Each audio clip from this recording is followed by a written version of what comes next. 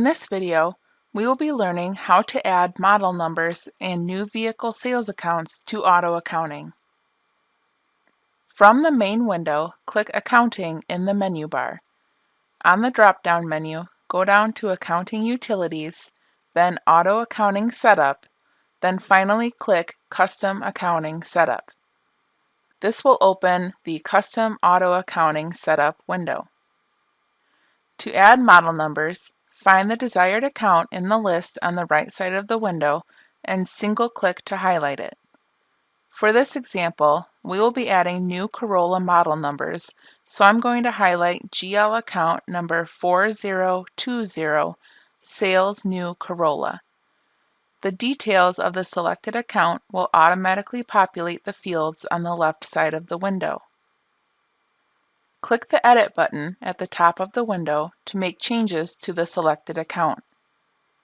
Single-click on the Vehicle Inventory Model Number line in the Conditions table.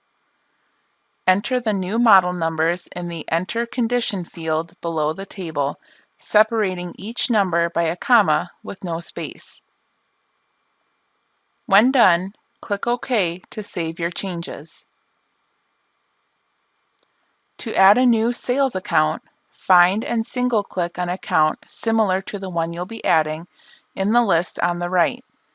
Click the Duplicate button at the top of the window. Change the GL account number and the description to fit whatever the new sales account will be.